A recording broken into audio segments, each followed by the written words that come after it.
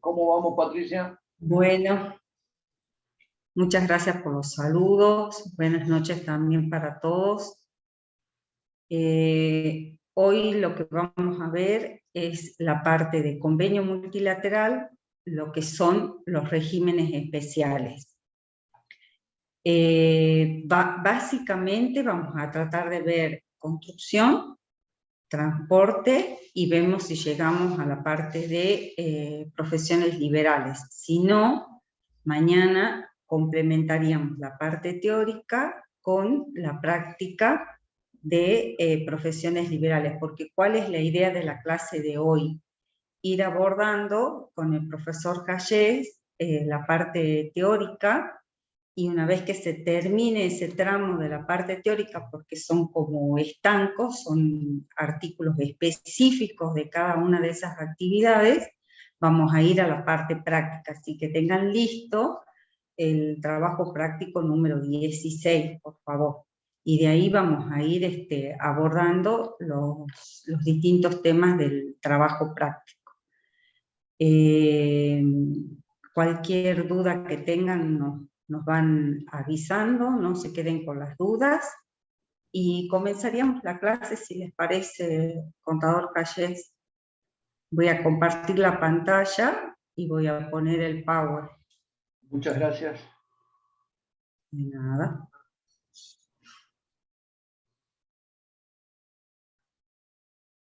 Ahí estaríamos, y después, sí. A ver, ahí se está compartiendo. Sí. Bien. Retrocedeme 2. Bueno.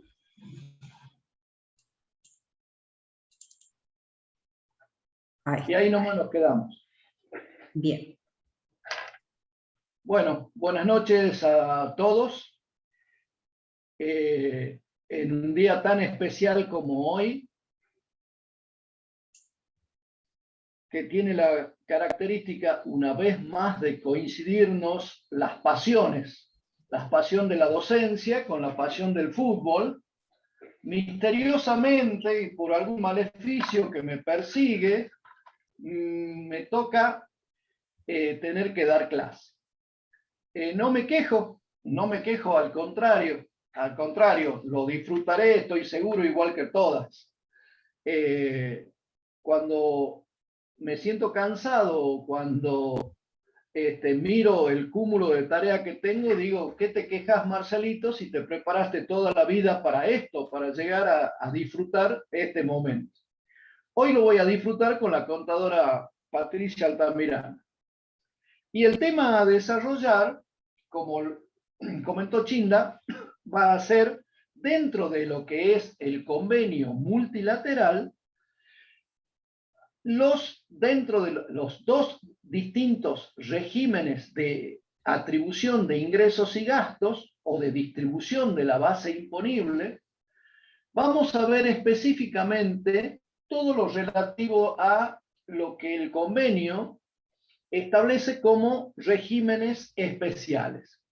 Pero hablar de regímenes especiales así de entrada me parece que en realidad lo que amerita es una introducción. ¿Y cuál es la introducción? Recordarles a nuestros alumnos que existen dentro del convenio distintos criterios de aplicación, distintas teorías sobre ¿Cuál sería la manera de aplicar el convenio? Para ello tenemos nosotros esa dicotomía, ese choque de criterios de si se aplica el criterio de convenio sujeto o si se aplica el criterio convenio actividad. Para ello recordamos que cuando hablamos de criterio sujeto, en realidad lo que estamos diciendo es si el sujeto desempeña una de sus actividades multijurisdiccional, o sea, en más de una jurisdicción, entonces todas las actividades que desarrolle, todas, aunque sean en una única jurisdicción, todas estarían sujetas a aplicación del convenio multilateral. ¿Por qué? Porque es el sujeto entero el que está dentro del convenio multilateral. Por eso esta teoría se llama convenio sujeto. Recordamos que esta es la de aplicación. Esto es lo que las autoridades del convenio multilateral dicen que es la que debe aplicarse. En contraposición a este criterio de aplicación del convenio, tenemos la teoría de lo que llamamos convenio actividad. Convenio actividad por oposición al convenio sujeto. Si cuando hablábamos de convenio sujeto decíamos, si una sola de las actividades del sujeto entra dentro del convenio multilateral, porque se desarrolla en dos o más jurisdicciones, todas, cualquiera, todas, ellas estarían sujetas al convenio multilateral. La teoría del convenio de actividad en realidad lo que hace es diferenciar. ¿Qué es lo que diferencia? Diferencia aquellas actividades que son de desarrollo meramente local, y la diferencia de aquellas actividades multijurisdiccionales. Entonces, aquellas que sean de desarrollo únicamente en una jurisdicción, se liquida dentro de esa jurisdicción y solamente entraría potencialmente por aplicación de esta teoría en el convenio multilateral aquella que se desarrolla en dos o más jurisdicciones. Esta teoría, repetimos, no es la de aplicación del convenio. Las autoridades del convenio han sostenido ya que el criterio de aplicación es convenio sujeto.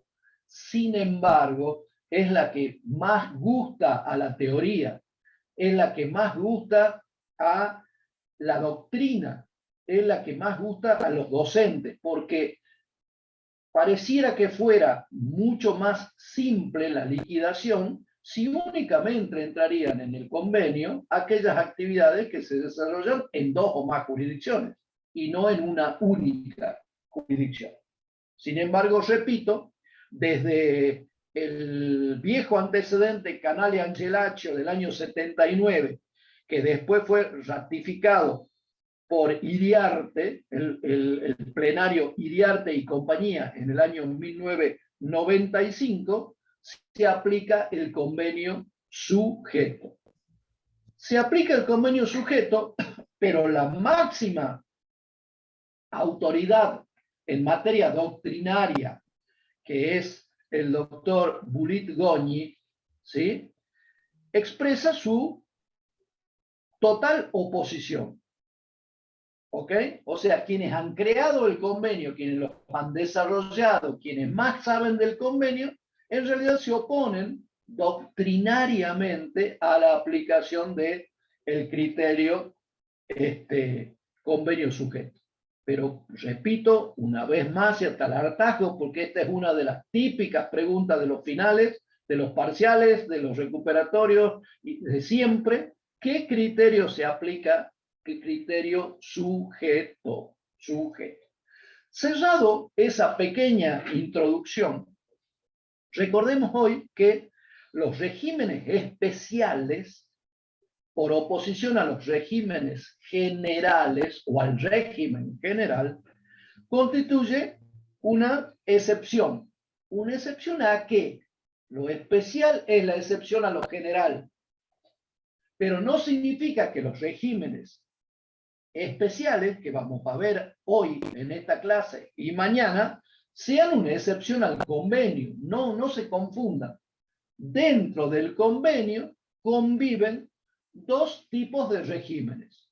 Uno, que es el régimen del artículo 2, que es el que llamamos el régimen general, y después los regímenes, en plural, especiales, que son aquellos especialmente nominados en los artículos 6 al artículo 13 inclusive del convenio multilateral.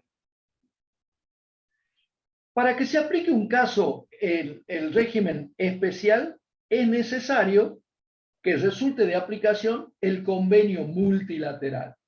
¿Entienden? O sea, primero vemos que el sujeto entra en el convenio multilateral y después tenemos que pensar ¿qué aplico? ¿El régimen general del 2 o alguno de los regímenes especiales del 6 al 13?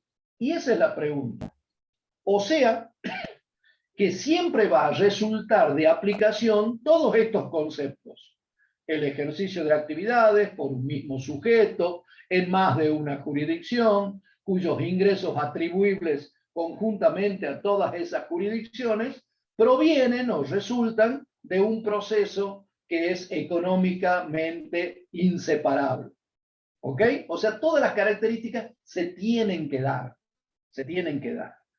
En consecuencia, cuando un mismo sujeto encuadra sus hechos imponibles en más de una jurisdicción, entonces hay que aplicar el convenio multilateral. ¿Y por qué hay que aplicar el convenio multilateral?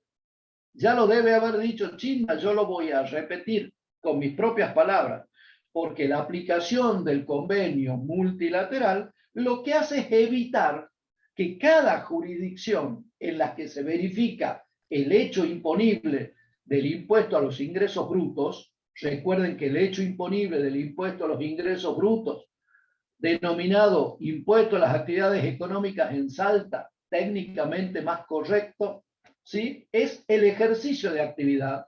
Entonces, cuando hay actividad en distintas jurisdicciones, lo que podría hacer cada uno de los sujetos entes de recaudación, ¿sí? Cada una de las jurisdicciones, ¿qué podría hacer?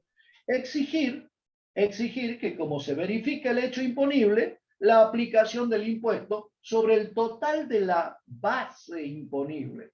Y la base imponible sería los ingresos grabados. Entonces, lo que se hace aquí es evitar que cada una de las jurisdicciones locales aplique el impuesto y de esa manera se superpondría en las distintas jurisdicciones.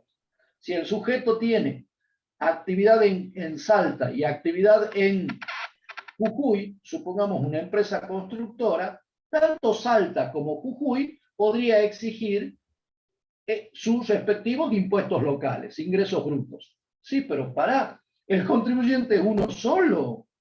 No lo pueden despedazar y cobrarle cada uno de los respectivos fiscos de cada una de las jurisdicciones en las que se verifica un único hecho imponible, que es el ejercicio de actividad, no le puede cobrar cada una.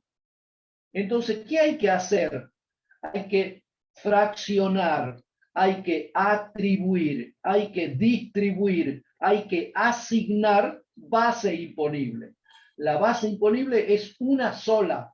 Lo que hace el convenio multilateral es asignar qué porción le corresponde a cada una de las distintas jurisdicciones en las cuales se ha verificado o se verifica el hecho imponible. Terminada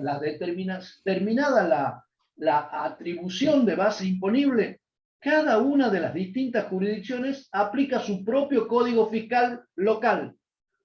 Graba la base, no la graba al 3%, al 5%, al 2,5%, como quiera, establece exenciones, no configuran el hecho imponible, no estarán alcanzados, estarán exentas a una base imponible diferencial. Cualquier cosa puede designar el código fiscal de cada una de las respectivas jurisdicciones. Y acá tenemos que recordar, a manera de repaso, que debe existir sustento territorial. Sustento territorial es la base en la cual se aplica la juridicidad de ingresos del impuesto sobre las actividades económicas o sobre los ingresos brutos. ¿Por qué? Porque sin ejercicio efectivo de actividad en cualquiera de las jurisdicciones, no hay sustento territorial. Y si no hay sustento territorial, no se puede aplicar ingresos brutos, ni mucho menos convenio multilateral. ¿Ok? Entonces, ¿qué tenemos que enseñar a continuación de este brevísimo repaso? ¿Cuál es la mecánica? Cuando nosotros, cuando ustedes, nuestros futuros graduados, tengan sus primeras experiencias profesionales, van a tener un cliente que les va a relatar cuál es su actividad y les va a decir que desempeña su actividad en 2 o más jurisdicciones. Entonces, lo primero que tenemos que alertar es, este va a ser, mejor dicho, un contribuyente que está encuadrado en el convenio multilateral. El paso siguiente, una vez que decidimos si es contribuyente jurisdiccional o del convenio multilateral, si es del convenio multilateral, el paso siguiente es contestarnos a esta pregunta. ¿Qué aplico? ¿El 2 del régimen general o del 6 al 13 del régimen especial? ¿Listo? Entonces, lo primero que tengo que hacer y cuál es la mecánica es mirar, analizar si encuadra o no, primero que nada, en los regímenes especiales.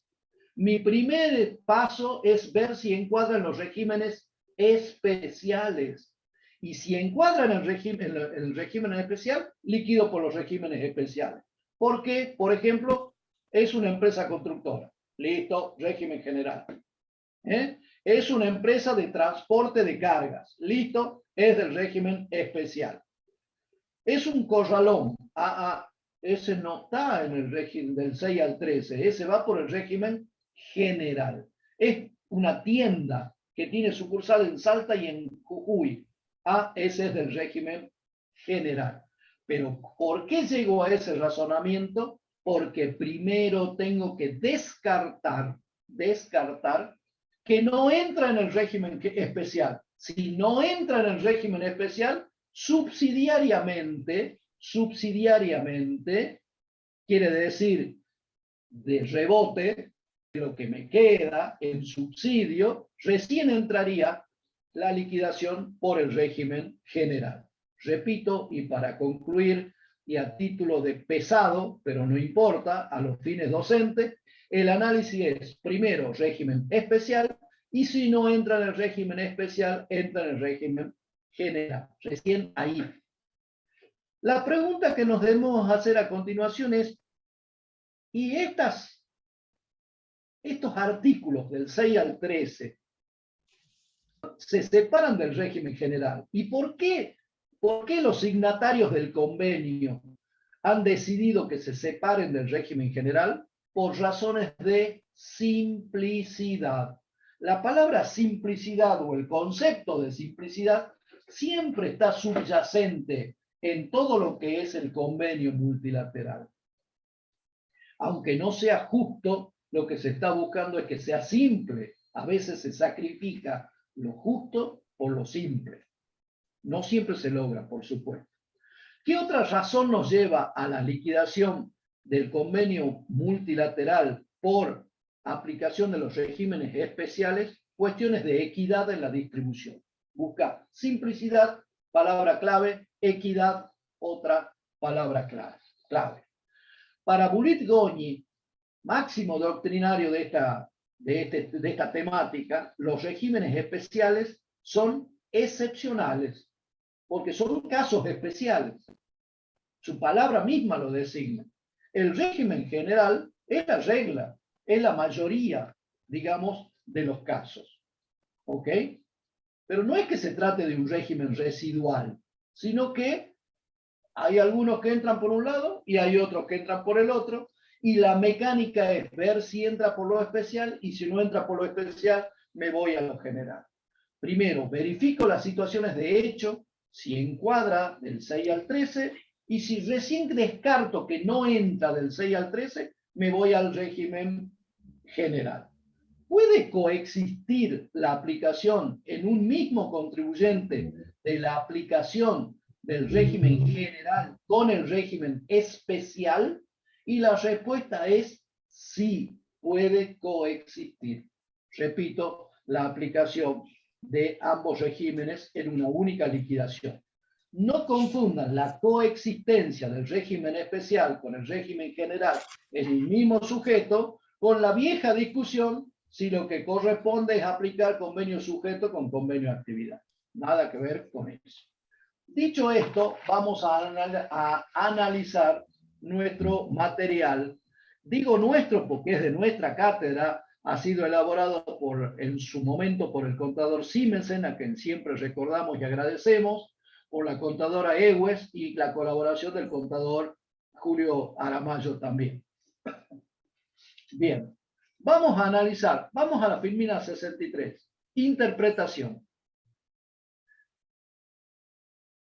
¿Cómo se aplica el régimen especial? De manera estricta, y en realidad la palabra estricta hay que tomarla también con pinzas, porque la interpretación estricta de los regímenes especiales llevaría a que muchas actividades se distribuyan con arreglo al artículo 2. Es demasiado exigente, demasiado estricto, entonces serían pocos los casos que entren por los regímenes especiales. Por eso es que los organismos de aplicación, y voy recordando, ¿quiénes son los organismos de aplicación del convenio? La comisión arbitral, y por arriba de la comisión arbitral, la comisión plenaria, ¿sí? Ha ido delineando criterios, y esos criterios han sido mixtos, no demasiado estrictos, ¿sí? Lo que dice que hoy por hoy hay una tendencia para combinar casos especiales con casos del régimen general. Nuestra opinión, y me hago cargo también, es que debería emitirse una resolución interpretativa. Definan de una vez cuál es el criterio, pero como esto es casuística pura, cada caso que va a la comisión arbitral es un caso concreto, otra palabra clave en la temática, los casos concretos, las comisiones fallan, concluyen, otorgando una resolución en un caso concreto. Entonces, bueno, eso es un problema que siempre está trayendo conflictividad. ¿Qué buscamos? Lo mismo que pedimos siempre. Somos reiterativos, queremos seguridad jurídica. No queremos que hoy nos digan anda para este lado y otro día nos digan no, debería ir para el otro lado también, mejor retroceder y volver por acá. Acá hubieron fallos muy importantes que tuvieron que llegar hasta la Corte Suprema de la Nación. El que nos toca a nosotros, Gasnor contra la provincia de Salta. ¿Qué dijo? Los regímenes especiales son de aplicación estricta. Estricta no significa restrictivo. Estricta significa que debe cumplirse con todas las condiciones para su aplicación. Restrictivo significa hay que buscar la manera que entre en la menor cantidad de casos posible. Y eso no es la interpretación. La interpretación es estricta. Debe cumplirse con todo y cada uno de los requisitos. Existe otro fallo, que es el caso Garman Representaciones, ¿sí? Y también Baxor, del año ya más moderno, 2019, pero está vinculado a casos muy específicos que son los servicios conexos al transporte internacional. Ese lo dejamos de lado, retomaremos el análisis después cuando veamos Gasnor contra provincia de Salta. Vamos a la filmina siguiente, por favor, y vamos a entrar concretamente al artículo 6, actividades de la construcción. Vamos a leer despacito el artículo directamente en función de su letra en el convenio multilateral. Dice el convenio. Artículo 6. En los casos de actividades de la construcción. Ahí nomás me quedo, porque lo primero que tengo es que calificar a este artículo. Si se refirió a las actividades de la construcción, quiere decir que este artículo 6 es objetivo. Objetivo. ¿A qué se refirió? No a los sujetos, no dijo a las empresas constructoras, dijo en los casos de las actividades de la construcción. Por eso decimos, este artículo tiene una característica y es objetiva. Sigo leyendo. En los casos de las actividades de construcción, incluidas las de demolición, excavación, perforación, etc. Epa, acá tengo doble problema. Estamos hablando de construcción. Construcción es hacer una obra nueva, pero también los signatarios del convenio equiparan, la ponen adentro del mismo concepto, construcción, algo que en realidad es albergue de construcción, es destrucción. Demoler una casa es tirarla abajo, es destruirla, no es construirla. Es hacer el camino inverso que hicieron los que vinieron antes. ¿Estamos de acuerdo? Excavación. ¿Es construcción la excavación? Y sí, claro que es construcción, porque es una etapa previa. Por ejemplo, a la construcción de un edificio hay que excavar para hacer los cimientos del edificio. Perforación. ¿Qué queda de obra nueva en la perforación? Probablemente nada, porque es un pozo que lo máximo que se puede hacer después es entubarlo. Pero cuidado, para el convenio multilateral, el concepto de construcción abarca, incluye cosas que se podría haber discutido en algún momento como demolición, excavación o perforación. Y después te dice etcétera. Y ese etcétera es el equivalente didáctico a decir y Dios te ayude. Y Dios te ayude a encontrar algo parecido. ¿Ok? Total, bueno, vos tenés que entender, para eso te metiste en esta carrera, para hacer profesiones liberales y magia. Sigo leyendo, pero más resumidito. En los casos de actividades de construcción, los contribuyentes que tengan escritorio, oficina, administración o dirección en una jurisdicción y ejecuten obras en otras, debe entenderse en otras jurisdicciones, se atribuirá el 10% de los ingresos a la jurisdicción donde esté ubicada la sede precedentemente indicada y el 90% de los ingresos a la jurisdicción donde se realice la obra. Entonces, vamos a pararnos acá para analizar varios conceptos. Primero, estoy en el régimen especial, estoy inaugurando el primer artículo del régimen especial. Característica del régimen especial. No se aplican coeficientes que se determinan por aplicación de la semisuma del coeficiente de ingresos y gastos, que era el coeficiente unificado, porque eso es del régimen general. Olvídense de eso. Acá lo que tenemos son porcentajes. Permítanme que use esa palabra, que me parece que técnicamente es más adecuada. Porcentajes directamente de atribución. ¿De atribución sobre qué? Sobre el ingreso corriente. Sobre el ingreso corriente. Si estoy liquidando el mes octubre del 2021, lo que tengo que encontrar es cuáles son los ingresos de octubre del 2021. ¿Está claro? No tengo que aplicar un coeficiente que fue determinado en base a los ingresos y gastos del año anterior. Eso es historia del régimen general. Yo estoy en el régimen especial, que es mucho más sencillito, que es aplique un determinado porcentaje. ¿Qué dice el artículo? 90% donde se realice la obra o las obras y 10% en la sede en donde esté el escritorio, la oficina, la administración o la dirección.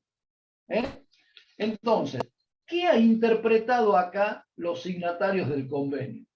Han interpretado que la actividad de la construcción no es solamente aquella, la de que se ejecuta levantando las paredes, trabajando con el cemento, con el hierro y con las máquinas, sino que la actividad de la construcción también tiene una, permítame que diga, una actividad administrativa. Y esa actividad administrativa es la que se desarrolla en puede desarrollarse en otro lugar. ¿Entienden? ¿Dónde se analiza una licitación? ¿Dónde se hacen los estudios para ver si nos presentamos o no nos presentamos en la licitación? ¿Dónde se analizan los costos? ¿Dónde se liquidan los sueldos? ¿Dónde se atiende a los inspectores de la AFIP? ¿Dónde se lleva la contabilidad? ¿Dónde se pagan a los proveedores? ¿Entienden? Eso también es actividad de la construcción. No solamente apilar ladrillo, cemento, otro ladrillo, un poco más de cemento y otro ladrillo arriba. Ese es el espíritu del artículo 9. Atribuir base imponible donde se realice la obra, pero no dejar huérfana, hueca, vacía a la jurisdicción donde exista la actividad de la administración de la construcción. ¿Entienden? Repasemos esta filmina. Vamos despacito. Presten atención. No los voy a defraudar. El 10% a la jurisdicción sede. ¿Cuál? ¿Sede de qué? Sede del escritorio, de la oficina, de la administración y la dirección. Ya van a ver que no son sinónimos. No son sinónimos, pero todas estas son aplicables. Y 90% a la jurisdicción donde se realiza la obra. ¿Cómo debe ser el análisis? Obra por obra. Obra por obra. En la construcción es fácil esa tarea. Debe ser obra por obra. Y la pregunta que nos hacemos acá es, ¿y cuál es el alcance del término construcción? No se indica expresamente en el texto del convenio multilateral cuál es la acepción del término construcción. Literalmente es el efecto de fabricar, de edificar, de erigir una obra nueva. Pero, cuidado, no se lo define. ¿Está bien que incluya demolición, excavación y perforación? Sí, está bien porque por su propia naturaleza tenemos que analizarlo.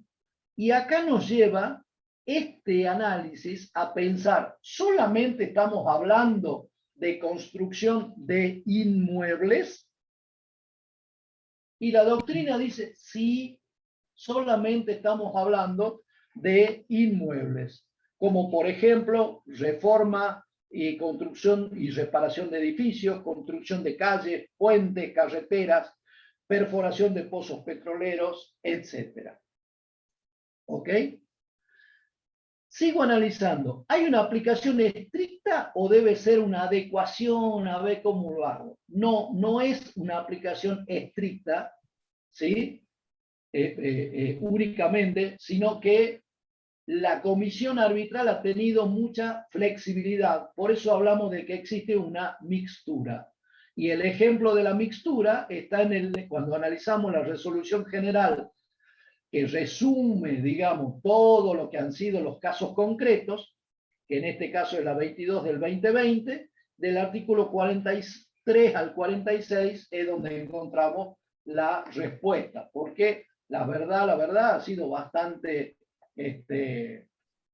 flexible ese criterio. Otro tema que analizamos es, ¿hay que separar la actividad principal y la actividad secundaria? Y para eso tenemos el caso que analizar, que se llamó que fue el Supercemento. Supercemento Sociedad Anónima es una empresa infinitamente grande, muy, muy grande, ¿sí? Y dice, mire, en realidad no tiene que separar siempre, tiene que separar cuando pueda separar. Si las actividades son escindibles, entonces hay que separar. Y en ese caso habrá que aplicar régimen especial con el régimen general. Pero si todo está dentro de una única actividad, entonces, bueno, habrá que analizar cómo es esa actividad. Y los casos que siempre han traído historia en el convenio multilateral son las concesionarias de corredores viales, que están analizadas en el artículo 39 a 42 de esta resolución 22. ¿Qué pasó? A ver, ¿qué es un corredor vial? Un corredor vial es un camino que atraviesa distintas jurisdicciones, ¿sí? Supongamos, se va a desarrollar una ampliación de la ruta 934 que viene desde Tucumán y llega hasta Jujuy. Entonces atraviesa Tucumán, atraviesa Salta y atraviesa Jujuy. ¿Cuánto vale la obra? 10 millones de dólares. Listo. ¿Cómo se reparten esos ingresos? ¿Todo a Tucumán? No. ¿Todo a Salta? Es lo que quisiéramos, pero no se puede. ¿Todo a Jujuy? Menos. No, no le damos nada a los jujeños. Entonces hay que encontrar una base. ¿Y qué es la base? Y la más simple de todas es, bueno, ¿cuántos kilómetros atraviesa la ruta? Claro, eso es muy fácil. Eso es muy sencillo. Eso es muy matemático, muy lineal. Pero puede llegar a ser totalmente injusto. Porque, por ejemplo, puede atravesar muchísimos kilómetros en Salta, pero que es toda una obra sencilla, totalmente llana, y puede atravesar muy poquitos kilómetros en Jujuy, pero hay que hacer puentes, hay que hacer obras viales, hay que hacer obras costosísimas. Entonces, si lo que medimos es la actividad, ¿cómo se mide la actividad? Claro, bueno, es bastante complicado. Entonces, ¿qué es lo que se definió acá? Cuidado, hasta el caso Virgen de Itatí, si yo no me acuerdo mal, era la construcción de caminos en Corrientes, por esa zona, Entre Ríos, Corrientes, Misiones, por ahí. ¿Sí? Sí. Nunca he sido bueno para el estudio de las vírgenes, más me gustaban los impuestos que las religiones, y por eso es que me toca hacer agua en este momento. Hasta el caso Virgen de Itatí, la cosa era distinta. Ahora se simplificó la cosa. ¿Qué se usa? Parámetro kilómetros. Kilómetros del corredor vial habilitado que atraviesa cada jurisdicción. Entonces, no me cabe duda que es simple, muy simple, fácil, muy fácil. Pero, ¿está bien? ¿Es justo? Y la respuesta es, ¿sabe qué, Marcelito? Para hacerlo más fácil, a veces hay que simplificar lo justo. ¿Está bien? ¿Y qué es lo justo? ¿Qué significa lo justo? Lo justo es darle a cada uno lo que le corresponde. Es la definición de justicia. Sí, pero ¿y cómo será? ¿Quién sabe cuánto es lo justo? ¿Cuánto es lo que le corresponde? ¿Ok? Cuestión que siempre está subyacente en el convenio multilateral, la simplicidad, incluso a costa de la justicia. ¿Está claro? Después hubo otro caso, la instalación de estructuras metálicas. La instalación de estructuras metálicas son inmuebles por accesión y a su vez encuadran en el artículo 6 de construcciones. Estaba revisando el caso Elevia, que es del año 83. ¿Qué es lo que hacía Elevia? El cliente lo que hacía era estructuras de hierro, imagínense en galpones, tinglados, ¿sí? Que después va con la chapa arriba, techado, ¿sí? Y esos estructuras se montan sobre un inmueble y los planos son suministrados por el cliente. El cliente es el que le dice, mire, yo acá quiero hacer una enorme guardería de autos. Entonces necesito que sea así. Y se define un galpón o un tinglado. Hierro, columna, chapa, tornillo, todo junto. ¿Qué configura un inmueble por accesión? Entonces, ¿qué está construyendo el que hace el tinglado? Un inmueble por accesión. Entonces, entra dentro del concepto construcción de inmuebles y la respuesta dijo sí. ¿Sabe por qué? Porque si después se lo desarma, podría traer deterioro o podría traer una destrucción de la obra o un menor valor de la obra. Entonces, concluye el fallo de Levia de que la actividad de construcción de tinglados y galpones bajo la suministración de planos por parte del cliente, que era lo que hacía Levia, es actividad de la construcción. Por más que los empleados de esta fábrica tributen, por ejemplo, cuando le liquidan los sueldos, en la UOM, que es la Unión de Obreros Metalúrgica. ¿Entienden? Y no en la actividad de la UOCRA, en la Unión Obrera de la Construcción de la República Argentina. ¿Qué tal? Vamos al caso que sigue, socia. Bueno, ahí está. Ahí está. Construcción. ¿Qué hacemos entonces? Los ingresos brutos se distribuyen. ¿Cuáles son los que salen de los certificados de obra? Lo que ya lo vimos en ganancias.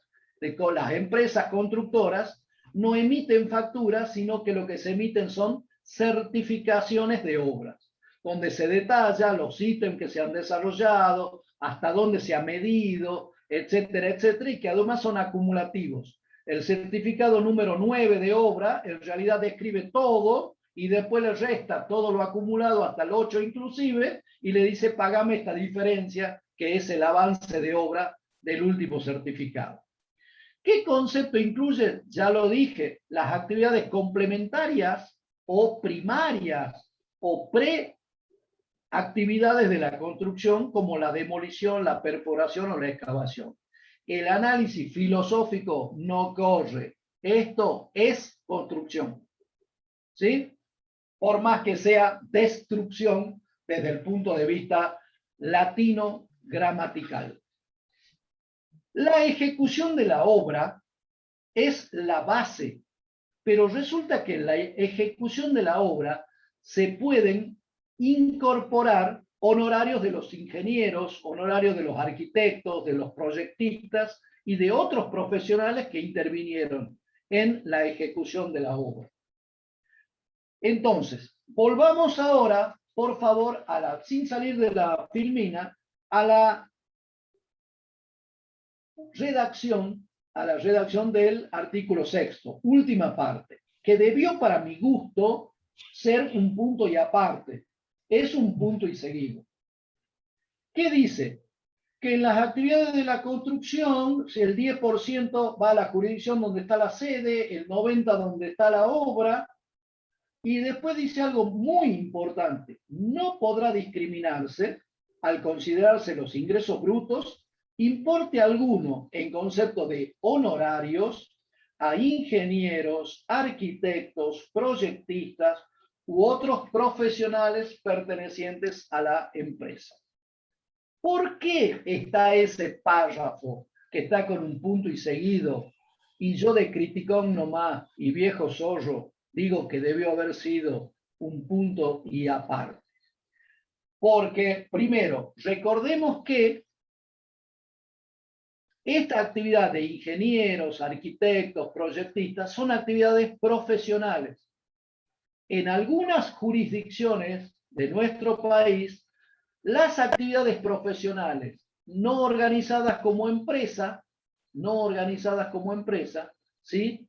Podrían estar afuera de la gravabilidad de ingresos brutos, ¿sí? Por alguna norma exentiva o por cualquier mecánica de liquidación. Entonces, supongamos que se trate de una empresa unipersonal. Marcelo Hayes, empresa unipersonal. ¿Por qué? Porque Marcelo es ingeniero y además construye para terceros. Si no estarían grabados en el impuesto a los ingresos brutos los honorarios profesionales, y usted me encomienda que yo le construya la casa, yo le diría, mire, ¿sabe qué? Los planos, la asesoría, la dirección de obra, vale mucha plata. La parte más barata es poner ladrillo sobre ladrillo, hacer la construcción. Con lo cual, habría un manejo, un teje y maneje, un muñequeo, ¿de qué? De la base imponible. Entonces, los signatarios del convenio dijeron, bueno, vamos a evitar este tipo de travesuras y por las dudas lo dejemos expresado en el convenio multilateral. ¿Entienden? Entonces, no integra, no se puede excluir, no se puede separar cuando se trata de una empresa constructora. Todo lo que se facture, y digo facture equivocándome, todo lo que se incluye en el certificado de obra, ¿sí? Todos los costos más el margen de utilidad, aunque los costos sean por tareas de profesionales, todo es obra. Y si todo es obra, todo es construcción, todo es base imponible, que debe distribuirse 90 y 10% donde está la sede. Vamos a la filmina que sigue, Patricia, por favor. Bien. Va a ser la última y ya te dejo la palabra. Pasa que me copo con este tema, me encanta. Me ha tocado en la actividad profesional este tema y me sigue tocando y me sigue golpeando. ¿Qué pasa si se hace una subcontratación total de la obra? A ver, hay una empresa constructora A, se presenta en la licitación, gana la licitación y dice, ¿sabe qué? No quiero lío. Voy a buscar alguna empresa que quiera hacer la obra. Y le dice, mira, yo gané esta obra. ¿Vos por cuánto me la haces? Y hace un pasamanos. ¿Qué significa un pasamanos? El que gana la licitación no es el que ejecuta la obra totalmente, sino que la subcontrata. La ejecuta, pero subcontratado. Esto es, no es que no tenga responsabilidad, sino que lo que no tiene es la tarea de manera directa. Ha contratado a otra empresa o puede subcontratarse en razones de especialidades. La electricidad contrata con una empresa, las instalaciones sanitarias con otra, la demolición con otra, los ascensores con otra, etcétera, etcétera, etcétera. Y no ejecuta nada de manera directa. ¿Sigue siendo actividad de construcción o no? Y la respuesta fue sí. Aunque se subcontrate el 100%, el ingreso bruto de esta actividad, de la empresa que ganó la licitación en el ejemplo que le estoy dando, sin duda que debe liquidarse, sin duda que debe liquidarse por el convenio multilateral. Pero fíjese que la base imponible de la empresa A que ganó la licitación es enorme y todo lo que tenga que pagar para ejecutar la obra también va a ser enorme y se está duplicando la base, se está liquidando varias veces sobre un mismo concepto. La contratación y la subcontratación. Bien. Algo, permítame, reiterativo, pero con esto le cedo la palabra a la contadora Patricia, es no habla el convenio de empresas de construcción. ¿Habla de qué? Actividades de construcción. Con lo cual, se reafirma en el año 2015 el concepto que estamos hablando. Quien no construye físicamente, sino que es un picarón que subcontrata totalmente la obra, lo mismo hace actividad constructora. Y por ende, debe liquidar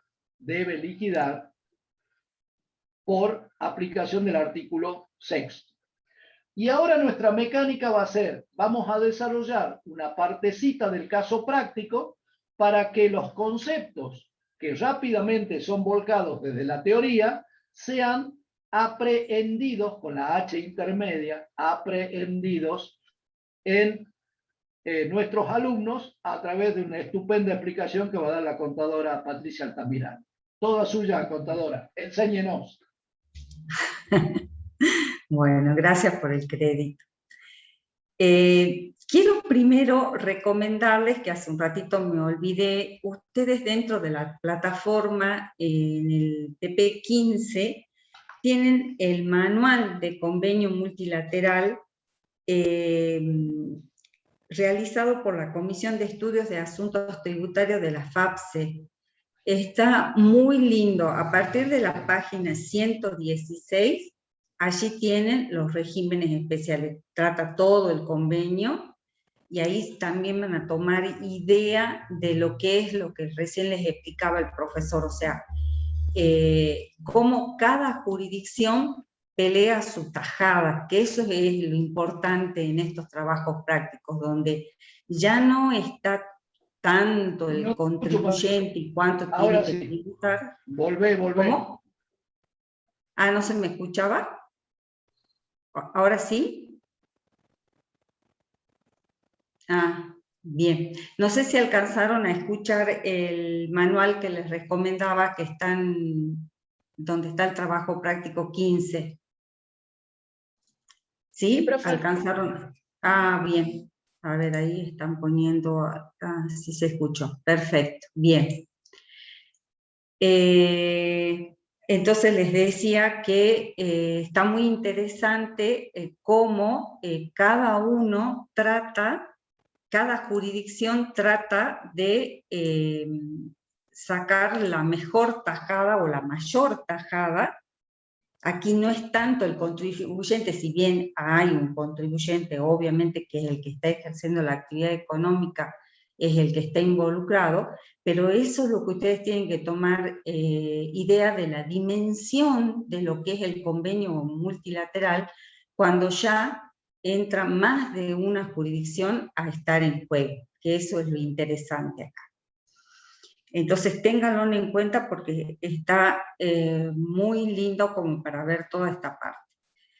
Bueno, en este trabajo práctico tenemos las tres actividades que las habíamos planteado en un principio, que es la de construcción, la de transporte y de la actividad profesional. Vamos al caso 1, con que es la construcción. ¿Qué les dijo recién el profesor?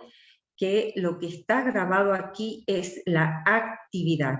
Por eso, fíjense que nada que ver hasta cómo se llama la empresa, Comercio Sociedad SRL, no es Constructora Sociedad SRL, obviamente que en su objeto social tiene que estar establecido que la actividad de ella va a ser lo que ahora vamos a describir, pero no necesariamente. A ver, parece, espérense que me está llamando el portador.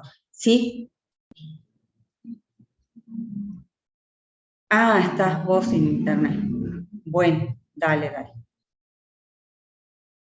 Dale, gracias. Dice el profesor que él es el que parece que lo sacó a él, no está sin internet. Bueno, sigamos nosotros.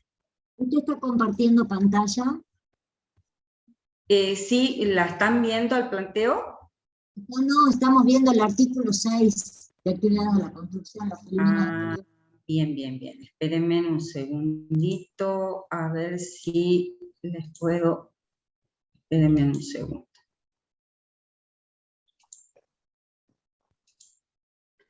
Entonces voy a dejar de... Pensé que ahí...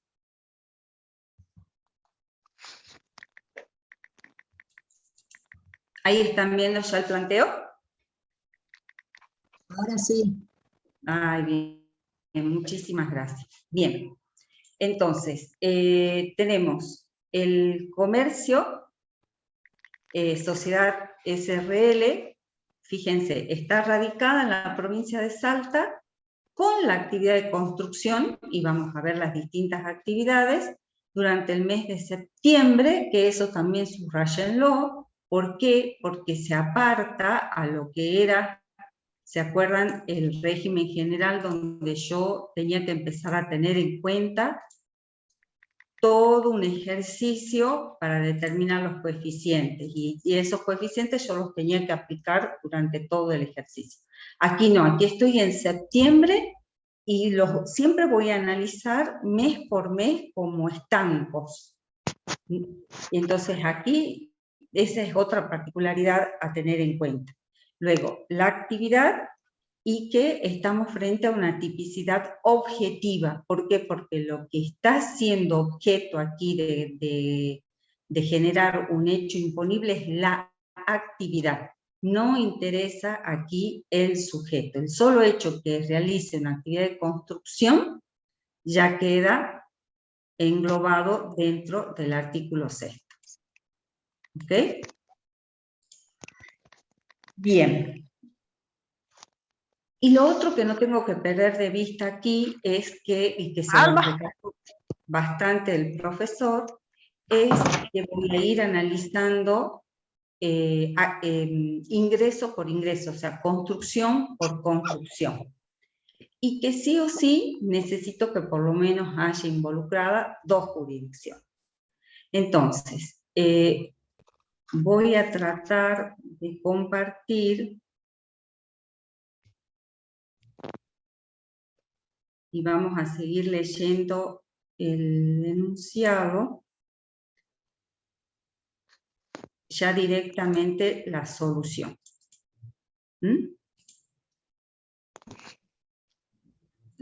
Ahí la están viendo, ¿verdad? Sí, profesora. Bien. Entonces, voy a achicar un poquitito como para que la vean mejor. Uy, a ver.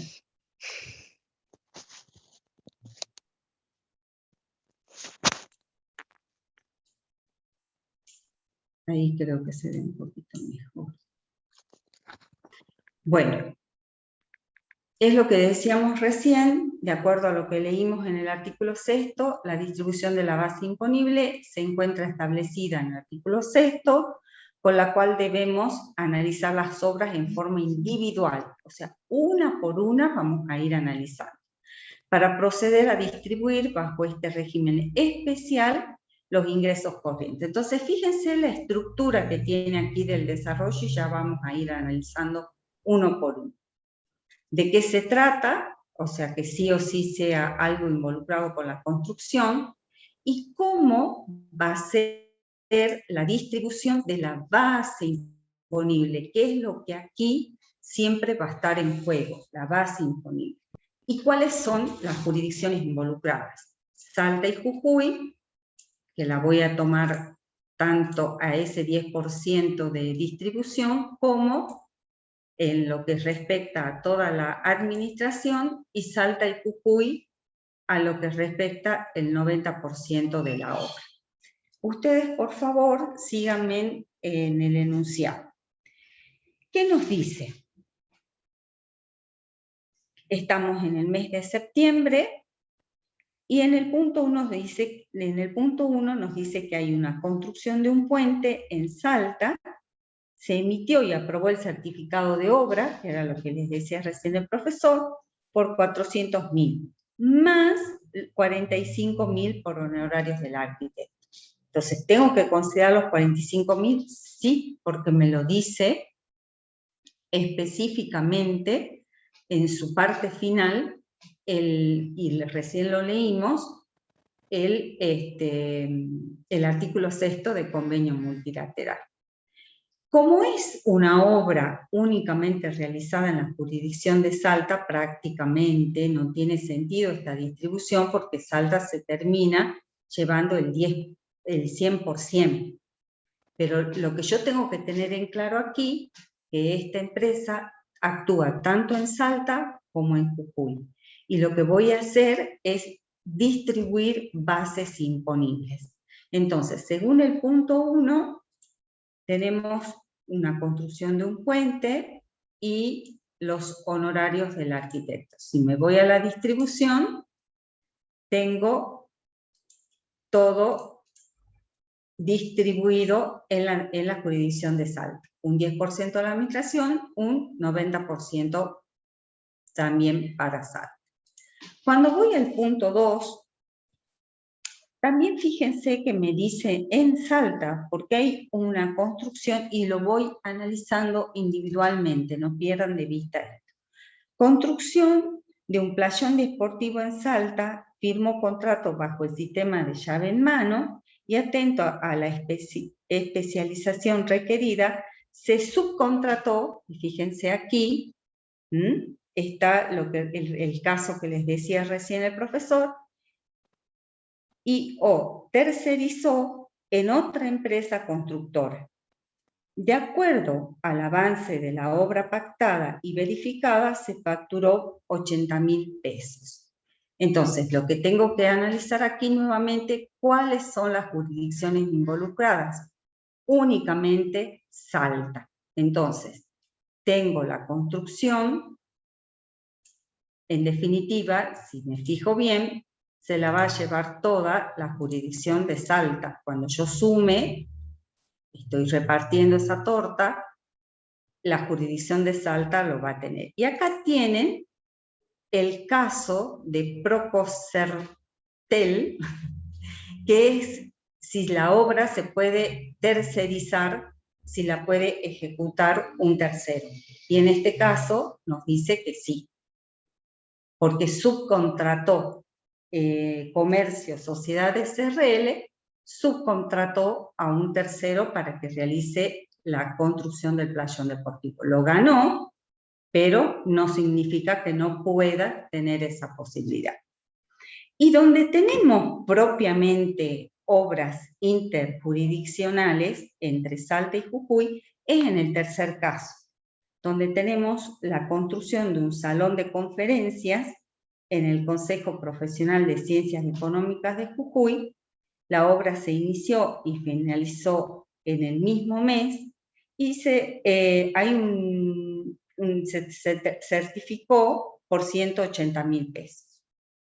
A tal fin, se realizó la obra mediante construcción tradicional en un 50% y el resto mediante la modalidad de construcción en seco, colocando bloques premoldeados adquiridos a un tercero. Entonces ahí también entra a jugar el caso que les dijo el profesor hace un rato de Levia, que se acuerdan que era de los tinglados. En ese caso, si es un inmueble por accesión, si entra también, si se tiene que interpretar eso, y si entra en lo que es netamente el concepto de actividad de construcción. Fíjense ustedes cómo comienza, siempre hay temas de controversias. Entonces, ¿cómo vamos a distribuir aquí nuestras bases? No tendríamos problema con el 90% porque la obra se ejecutó en Jujuy, entonces voy a aplicar directamente el 90% en Jujuy. Pero si yo sigo leyendo el enunciado, eso con respecto a la obra, ¿sí? Se realizó en Jujuy, aplico el 90% que tengo aquí arriba y me va a dar los 162.000 pesos. Pero, ¿dónde se suscita el inconveniente? Y lo tienen en el segundo párrafo del planteo, donde les dice que durante su ejecución y para su control se instaló un escritorio en Jujuy, que es muy común, porque voy a tomar quizás todo el tema de la construcción en lo que respecta a operarios, maestros mayor de obra, los voy a tratar de que sean de allí, de Jujuy. Entonces lo más probable es que necesite liquidar sueldos, controlar presentismo, todo lo que respecta a personal, y voy a necesitar establecer un escritorio allí. Es lo más común. Entonces siempre este ejemplo está muy ajustado a lo que es la realidad, siempre pasa así. Se instaló entonces un escritorio en Jujuy con similares características a la oficina central, el cual generó el 30% de gastos administrativos del mes, que totalizaron 70.000. Entonces, fíjense, vamos a leerlo de vuelta. Durante su ejecución y para su control se instaló un escritorio en Jujuy. Yo ya tengo parte de la administración en Salta, con similares características a la oficina central. Ya nos había dicho en el enunciado que la oficina central está en Salta. O sea que la empresa está en Salta, el cual generó el 30% de los gastos administrativos en el mes, que totalizaron 70.000. Entonces, con lo cual, fíjense que ahí ustedes tienen esta llamadita. Vamos a ir a ver acá cómo es esa distribución del porcentaje del 10%. Y ahí tienen unos artículos, el 43, el 44 y el 45, que ya vamos a ir a esa resolución para leerlos detenidamente. ¿Cómo voy a distribuir ese 10%? Lo estoy distribuyendo en función de los gastos. De los gastos que tuve en el mes de septiembre. Eso es lo importante. Ahí están los 70.000 que me da el enunciado. Y me dicen que al escritorio de Jujuy le corresponde el 30%. Por lo tanto, el otro 70% se lo voy a considerar a Jujuy. ¿Qué es lo que me falta a mí distribuir para llegar a los 180.000 que cobré por el punto 3, por el salón de conferencias en el Consejo Profesional de Ciencias Económicas de Jujuy? Los 18.000 que corresponden al 10% de la administración. ¿Cómo los voy a distribuir? Aplicando el 70-30. El 70 para Salta y el 30% para Jujuy. Vamos un segundito, voy a dejar de compartir acá para que veamos un segundo estos artículos, que después por favor también lo tienen allí, si no me equivoco, dentro del trabajo práctico número 15, esta resolución general 22 del 2020. Nos dice cómo vamos a hacer esa atribución. Fíjense qué importante ese término, atribución del 10%. Las empresas de construcción que tengan su administración o dirección o escritorio o oficina en más de una jurisdicción deberán asignar el 10% de sus ingresos. Eso nos dice el artículo 6 del convenio. En función de los porcentajes que surjan de considerar, y ahí subrayen, la totalidad de los gastos. Nosotros, tal como lo dice el enunciado del trabajo práctico, hemos tomado la proporcionalidad de esos gastos. Es como si aplicáramos una partecita del CM2, del artículo 2 del convenio multilateral, donde aplicábamos, ¿se acuerdan? Un coeficiente y determinábamos cuánto era el porcentaje de ingresos y cuánto era el porcentaje de gastos. Lo que estamos haciendo es aplicando aquí únicamente la parte de gastos. Efectivamente soportados por cada jurisdicción en las que se desarrollaron tales actividades. Y no pierdo de vista de que son los gastos efectivamente devengados en el mes de septiembre. El 44, que también me lo nombra la solución, me dice, a los fines señalados en el artículo precedente se entenderá por. Fíjense que aquí siempre esta resolución general nos va aclarando conceptos. ¿Qué se entiende por lugar de administración, por lugar de dirección, escritorio u oficina? Lugar de administración es el lugar en el que se efectúan tareas tales como liquidación de sueldos, las cargas sociales, de impuestos, de registraciones contables, y se confeccionen balances comerciales, se realicen las compras, la atención y pagos a proveedores, cobranza de clientes, realización de proyectos, estudios y licitaciones, ¿sí? Lugar de dirección es el lugar en el que, revistiendo la condición de permanencia, se toman decisiones vinculadas al manejo y a la evolución de la empresa. Reuniones de directores, asambleas de accionistas o socios, etc.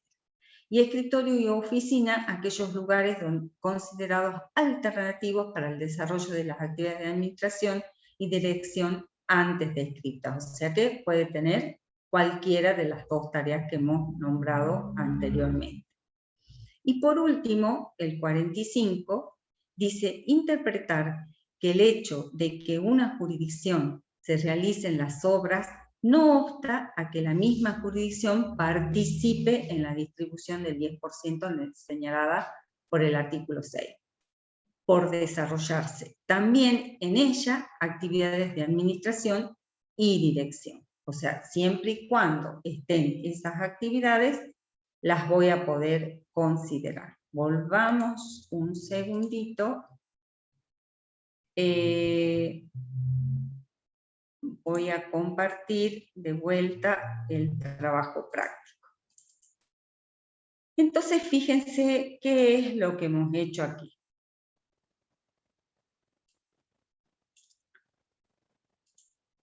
Hemos llegado a distribuir de acuerdo a la proporcionalidad de los gastos, los 12.600 para Salta y 5.400 para Jujuy.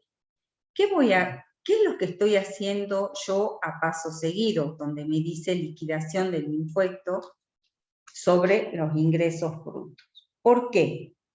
Porque ahí, bueno, tenemos las alícuotas que actualmente son idénticas, tratamiento impositivo, ahí, perdón, ahí de vuelta lo tenemos al contador, sí.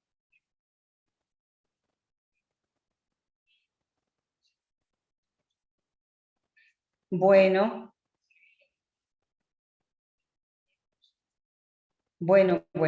perfecto, no hay nada.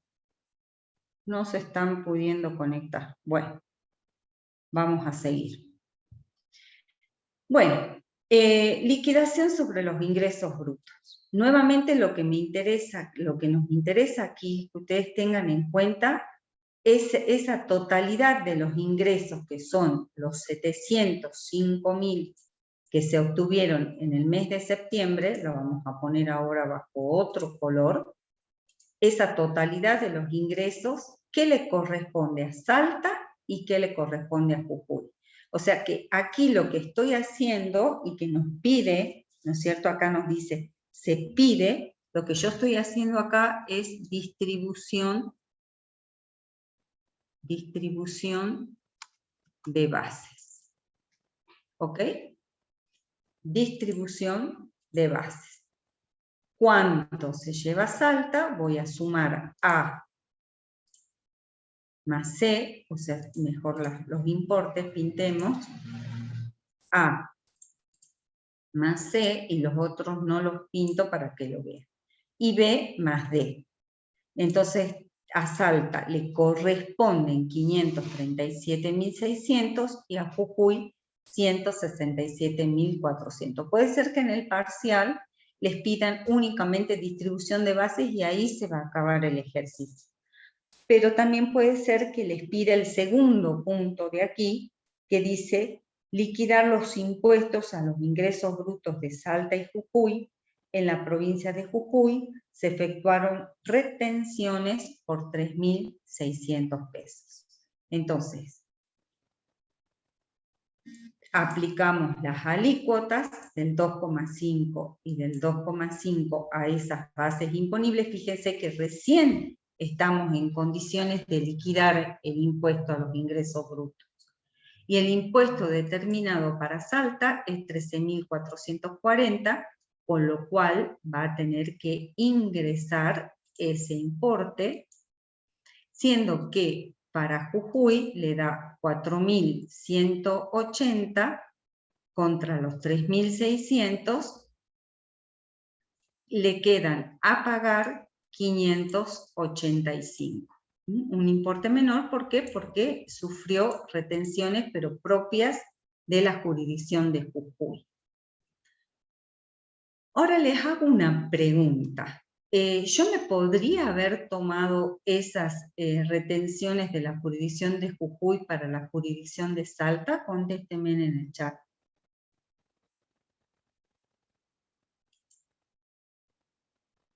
No, perfecto. No las puedo computar porque son exclusiva de cada jurisdicción. Cuando a mí me retuvo, el que depositó esas retenciones, las depositó en la jurisdicción de Jujuy.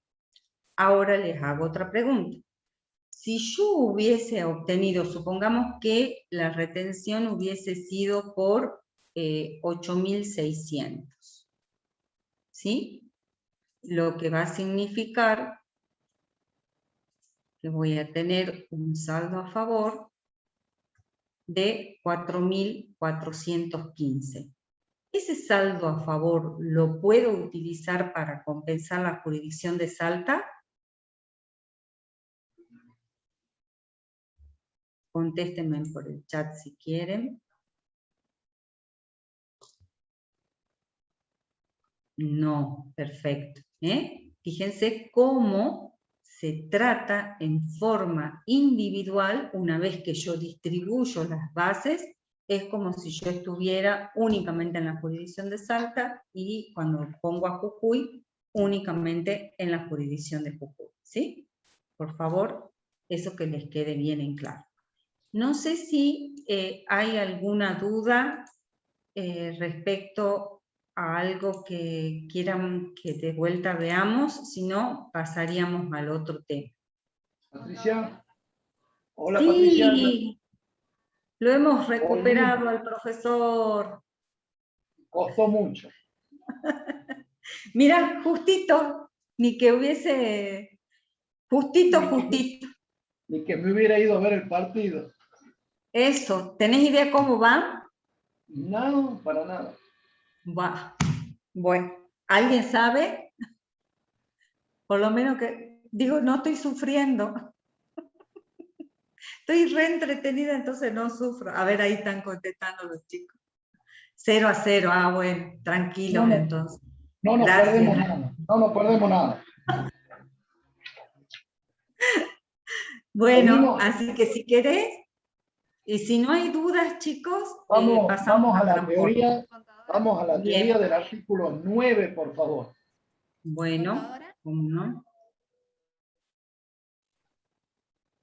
¿Contadora? ¿Sí? Disculpe, la alícuota esa del 2,5 que recién mostraban en la solución del práctico que aplicaba para Salta, esa es la alícuota que sale del artículo 14 de la Ley de Actividades Económicas, ¿no? No, esa es supuesta, es para cualquiera. Debiera salir de ahí, digamos. Pasa que la actividad de la construcción siempre pasó de estar exenta desde septiembre del 93 a estar grabada desde enero del 2014, con la promesa de volver a la exención en algún momento vía reducciones graduales de la alícuota, que iba a pasar del 3 al 2,5, al 2, etcétera, etcétera. Eso es, cualquier jurisdicción le pone la alícuota que tenga en su ley impositiva. Es muy buena la pregunta porque en realidad no es la alícuota vigente, ¿ok? Gracias. Debiera decir en el trabajo práctico supuesto. No, sí dice supuesto. Por favor, subrayenlo ahí. Aparte, no se preocupen que en el parcial, si queremos que hagan un cálculo, que vean si está correcto, se les va a dar una determinada alícuota, ¿sí? No es la idea de que sepan las alícuotas. Yo creo que actualmente, si no me equivoco, está el 1,5, ¿no, Marcelo? ¿Construcción? Profesora, Sí. Si es del 14 term, sí, la actividad de construcción debería estar para el 2020, tendría que estar en 2, pero como se toma la del 2019, está en 2,5.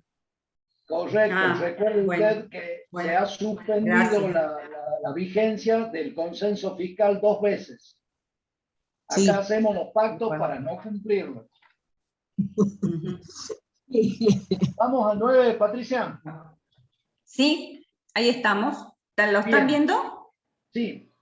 Bien, buenísimo. Primero que nada, quiero que vayan ustedes a sus respectivos textos del convenio para leer otro caso totalmente diferente al caso de actividades de la construcción. Los temas que no salteamos son los que vamos a completar en la clase de mañana. Esto es para ir siguiendo con el trabajo práctico. Dice nuestro artículo 9 del convenio multilateral: en los casos de empresas de transporte de pasajeros o cargas Ahí les pido yo a mis alumnos que subrayen la palabra empresas de transportes o cargas, de pasajeros o cargas. Empresas. ¿Qué significa esto? Que el artículo 9 del convenio es subjetivo. Subjetivo porque se refiere a empresas de transporte o a empresas de carga. Estos son empresas que están habilitadas, por ejemplo, por la Superintendencia de Transporte, por el Ministerio de Transporte, para poder realizar ese tipo de actividad. ¿Ok? A diferencia del artículo 6º, aprendan, vamos comparando, que dijimos que el artículo 6º era objetivo, porque hablaba de actividades. Esta 9 habla de empresas, de transportes, ¿de qué? De pasajeros o de cargas. Estas empresas de pasajeros o cargas desarrollan actividades en varias jurisdicciones. Se podrá grabar en cada una, ¿se entiende? En cada una de las jurisdicciones, la parte de los ingresos brutos correspondientes al precio de los pasajes y fletes percibidos o devengados, y subrayen esta última parte, en el lugar de origen del viaje. En el lugar de origen del viaje. Entonces, vamos despacito. Primero decimos es un artículo de neto conceptualización subjetiva. Es empresas de. Si es empresa de, habilitadas por la autoridad de aplicación. Sería la Secretaría de Transporte, por ejemplo. ¿Ok? O como se llame en las distintas jurisdicciones que tengan competencia en la materia. Fíjense lo característico. Lo que caracteriza a este artículo es que una sola de las jurisdicciones puede captar el 100% del ingreso. ¿Por qué? Porque el artículo así lo habilita. Dice, se podrá grabar en cada una de las jurisdicciones la parte de los ingresos brutos correspondientes ¿a qué? A la base imponible.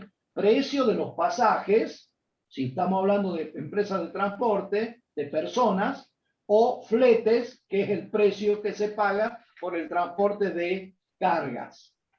Percibidos o devengados en el lugar de origen del viaje. Acá el convenio recontra simplifica, diciendo que en el lugar de origen del viaje se atribuye el 100% de los ingresos. Y volvemos al concepto subyacente de la simplicidad. ¿Qué es la simplicidad? Y si hay un viaje de Salta a Jujuy, se supone que el pasajero va y vuelve. Entonces, donde sube el pasajero, que es Salta, graba la totalidad del precio, y cuando vuelva de Jujuy, Jujuy graba el 100% del viaje de regreso. Por supuesto que es una conceptualización hiper simplificadora, porque no siempre uno viaja y vuelve al mismo lugar. Y aparte hay otro tema en el medio. ¿Qué pasa con las jurisdicciones de tránsito? Si va de Salta a Tucumán y pasa, perdón, si va de Salta a Jujuy y pasa por el tucumano pasa por Salta, o el jujeño pasa por Salta para ir a Tucumán, o vamos de Salta a Buenos Aires y pasa por un montón de distintas jurisdicciones. La respuesta es, se dejan de lado. Las jurisdicciones de mero tránsito, se llama, de mero tránsito, no participan de ninguna manera en la atribución del ingreso. ¿Ok? ¿Qué significa entonces la palabra origen del viaje? Origen del viaje es el lugar físico de inicio del viaje. Es el lugar donde se sube la carga. Es el lugar donde sube el pasajero.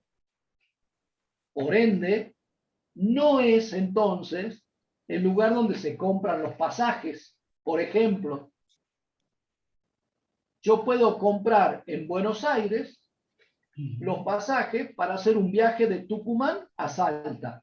¿A dónde se atribuye el ingreso? Solamente a Tucumán, que sería el origen del viaje.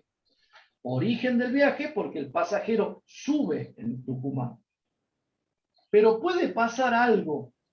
Puede pasar que el origen específico del viaje no concuerda, desde el punto de vista tributario, no concuerda con el inicio de la actividad del colectivo, por darle un ejemplo. ¿Ok? Ese fue un caso más que famoso, más que conocido, que se llamó Empresa de Transporte Aconquija SRL. ¿Qué era Aconquija SRL? Y no me quiero equivocar. Era más o menos así. El colectivo salía de Tucumán, porque ahí era donde estaba la empresa, los talleres, donde dormía el colectivo, por decirlo simplificado. Salía desde Tucumán, pero iba a Catamarca. Y en Catamarca recogía obreros, trabajadores, y llevaba a esos trabajadores desde Catamarca, ¿sí? Los llevaba a la mina La Alumbrera. O sea, el lugar donde salía el colectivo todas las mañanas, a las 5 de la mañana, ¿qué era? Tucumán. Pero ¿dónde subían los pasajeros, las personas transportadas? Subían en Catamarca. ¿Está claro? Entonces, los tucumanos, ¿qué decían? Origen del viaje somos nosotros. Ese ingreso es para nosotros, tucumanos. ¿Cómo se terminó esta discusión en la resolución de la Comisión Arbitral en el año 2005? Es el lugar físico de inicio del viaje, el lugar donde suben las personas. ¿Está claro?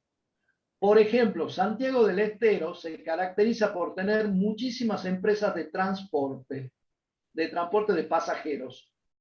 Esos colectivos vienen vacíos desde Salta y recogen, por ejemplo, gente para hacer una excursión. Salta Camboriú, Salta Mar del Plata. ¿Cuál es el lugar de origen del viaje? Salta, donde sube el pasajero. ¿Está claro? Bien. Hay actividades conexas al transporte. Por ejemplo, que se lleve, además de la persona, se lleve la encomienda, se lleven las valijas, se lleven otro tipo. Todas las actividades conexas quedan subsumidas todas en el artículo 9. Lo que predomina es transporte, pero desde el carácter subjetivo, empresa de transporte de pasajeros o carga. Si hablamos del transporte de gas por gasoductos, el gas por gasoducto es cierto. ¿En qué consiste la actividad? En que, por ejemplo, se bombea gas a través del gasoducto y el gas que sale desde Tartagal llega, por ejemplo, a Buenos Aires. Entonces, el origen del viaje, ¿a dónde es? Salta. Pero ¿hay actividad en Tucumán, supongamos? Sí, porque probablemente ahí haya una inyección más de presión para que ese gas sea bombeado y llegue un poco más adelante hacia la capital federal, hacia Buenos Aires, por ejemplo. ¿Qué pasó? ¿Qué pasó? Se pretendió la discusión de que, si ustedes ven que si se aplica el artículo 9, a Salta le quedaría el 100% del ingreso, porque el origen del viaje, entre comillas viaje, no es correcta esta excepción, pero tómenla porque era la discusión, el origen del viaje sería Salta, es donde se inyecta la carga. ¿Cómo termina este criterio? Diciendo, no, de ninguna manera, el transporte de gas por gasoducto no se refiere el artículo 9 al transporte de gas por gasoducto. El transporte de gas a través de los gasoductos es artículo 2, se liquida por el régimen general. ¿Será ese definitivo, ese criterio? La verdad no lo sabemos, pero hoy sí, hoy es el que predomina. Artículo 2. Gas por gasoducto no es transporte. Servicio de correo privado. ¿Qué significa servicio de correo privado? Es el transporte de papeles, correspondencia, ¿entienden? Bien, y le dijeron, no, a eso no se refiere el artículo 9. No, todo lo que sea correspondencia está regulada por otra entidad, no es servicio de transporte, no interviene la Secretaría de Transporte en el medio, no corresponde al artículo 9, es caso del artículo 2. Caso del artículo 2. Vamos a la filmina que sigue para seguir mostrando la problemática. Bien. Ahí vamos. Ahí estamos. Ahí estamos. Hablamos de los servicios accesorios al transporte, todo es 9. Y acá sí tenemos grandes discusiones. Siempre aparece la provincia de Misiones para que aparezcan los conflictos en el convenio multilateral. Claro, la provincia de Misiones es provincia limítrofe. ¿Limítrofe con quién? Fundamentalmente con Brasil. ¿Está claro?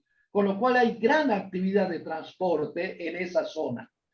¿Qué pasa si hay un viaje iniciado en el exterior, pero que entra al Brasil, a la Argentina, perdón, entra a la Argentina?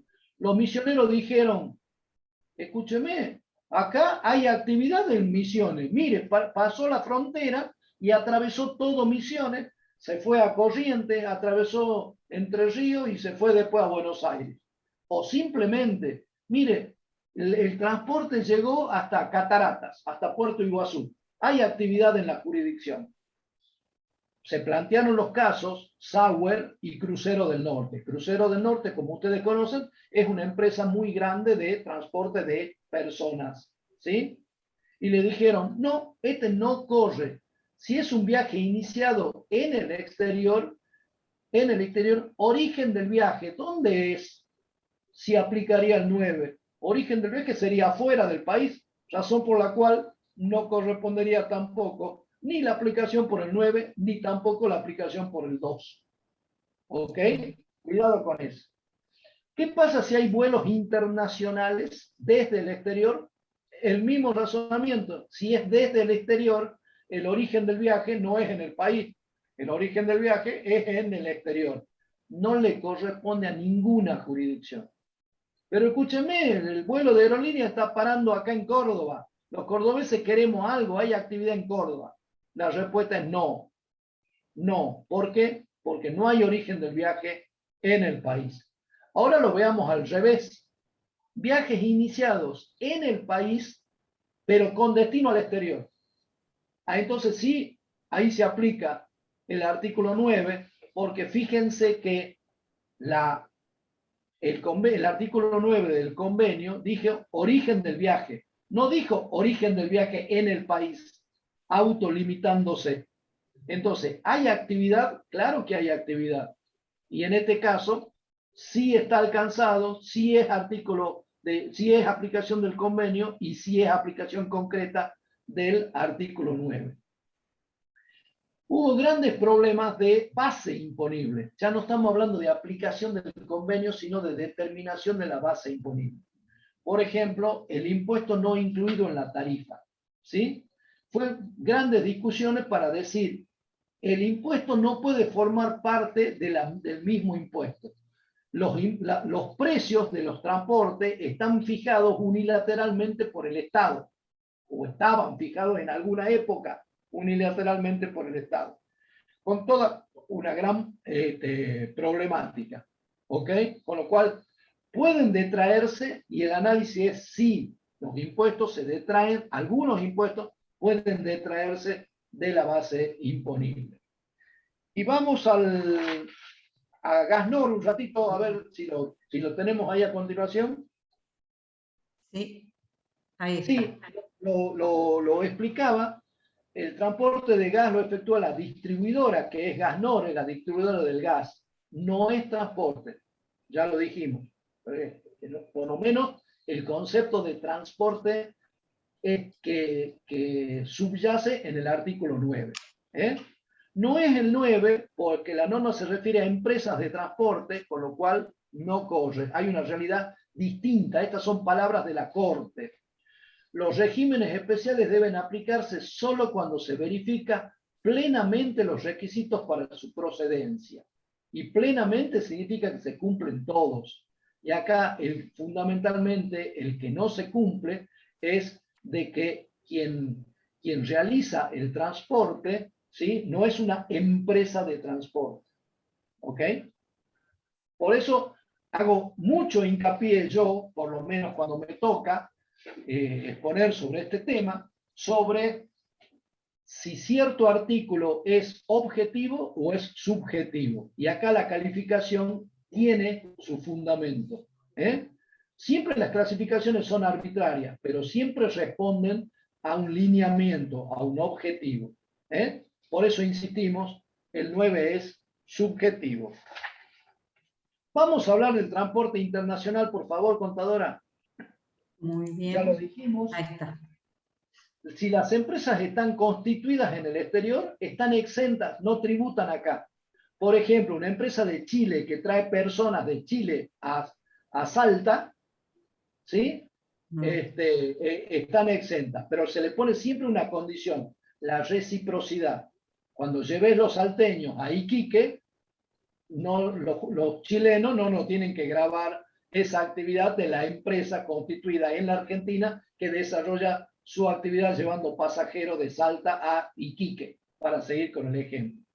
¿Qué pasa si la empresa está constituida en el país? Sonaste, si está constituida en el país, no tienen la exención, ¿ok? O sea, están grabadas, ¿sí? Hay dudas, claro que hay dudas, pero ya han sido aclaradas. Por ejemplo, el viaje terrestre iniciado en el exterior con destino en el país.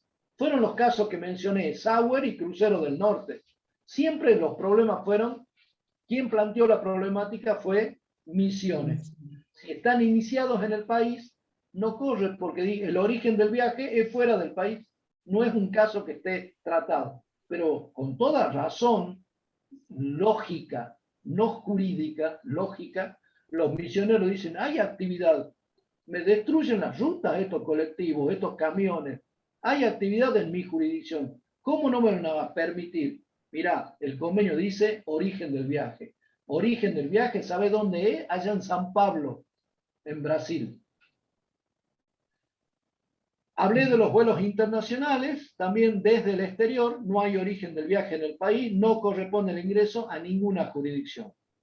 Lo que hay que analizar, y lo vamos a ver en el trabajo práctico, si se trata de un solo contrato o si son varios contratos.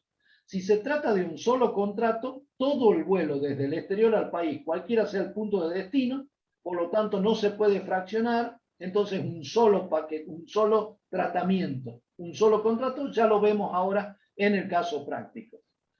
Y ya lo expliqué también, y no sé si nos queda alguna otra, Firmina, me parece que no. No.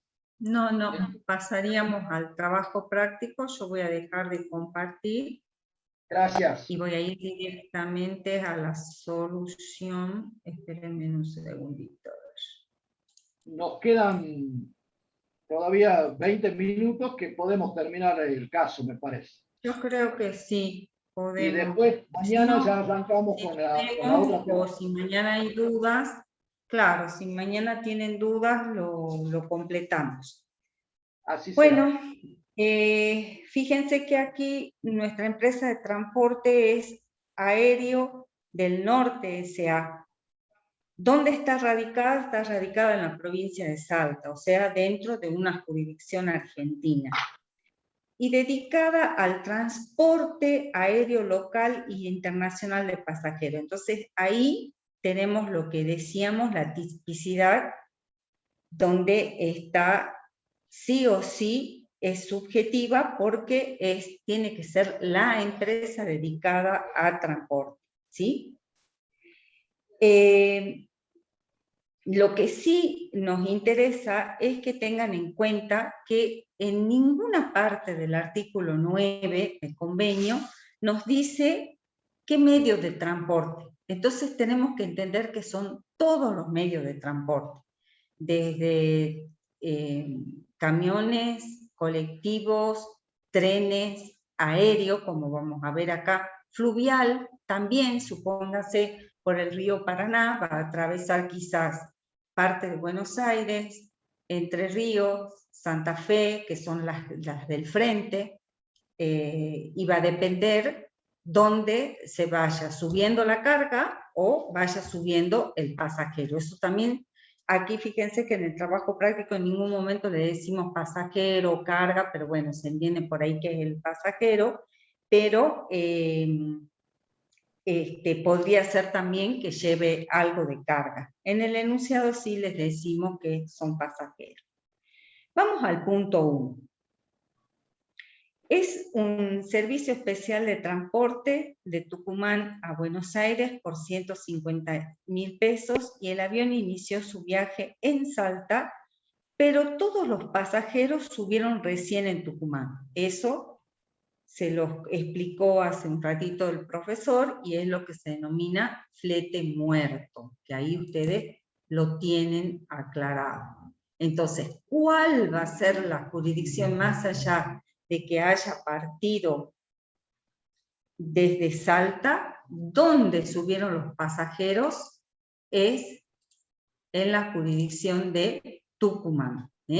Fíjense, lugar de origen del viaje. Y otra particularidad que vamos a empezar a tener en cuenta para que la diferenciemos de la anterior, es que una vez que yo tengo el origen del viaje, a esa jurisdicción le voy a atribuir el 100% del ingreso. Eso es lo otro que me tiene que quedar en claro aquí a transporte. Fíjense que me dice que me generó un ingreso por 150.000 y donde a la jurisdicción que le corresponde el origen del viaje, donde subió el pasajero, le voy a poner le voy a imputar el 100% de ese ingreso. Eso es lo otro que me tiene que quedar en claro aquí. Si les parece y no hay dudas, vamos al punto 2, donde me dice que hay un servicio de transporte de Buenos Aires a Salta por 250.000. Entonces, ¿a quién le voy a atribuir los 250.000? Es a la jurisdicción de Buenos Aires y al 100%. Y en el siguiente punto tenemos esta situación. Servicio de transporte en conexión por 550.000 pesos. Y ahí está lo que decíamos, único contrato, que es importante, subráyenlo, único contrato, Salta, Buenos Aires, Madrid, España. Antes de la conexión en Buenos Aires, arriba al aeropuerto de Córdoba para cargar combustibles por 20.000. ¿Qué es lo que les decía recién el profesor? O sea, cuando veíamos los casos de Misiones, no es por la única jurisdicción que va a pasar ese camión que viene desde, o ese transporte, que viene desde Brasil, San Pablo, sino que va a pasar posiblemente por Misiones, por Corrientes, por Entre Ríos, va a hacer un recorrido por las distintas jurisdicciones, va a necesitar cargar combustible. El hecho de que realice un gasto no le da derecho a esa jurisdicción apropiarse de ese ingreso. Por lo tanto, si yo tomo que el origen de ese pasajero es Salta, sube en Salta para ir al exterior, Buenos Aires, Madrid, voy a tomar los 550.000 pesos al 100% para la jurisdicción de Salta, ¿sí? Esa es otra pureza que tiene este caso de transporte. Trata de que cada jurisdicción se lleve el 100% de ingreso. Permíteme, Patricia, fíjate que en este caso el origen del viaje es Salta, va a Buenos Aires y después el gran costo de este ingreso, digamos, la gran proporción de este ingreso es fuera del país, porque es un vuelo internacional.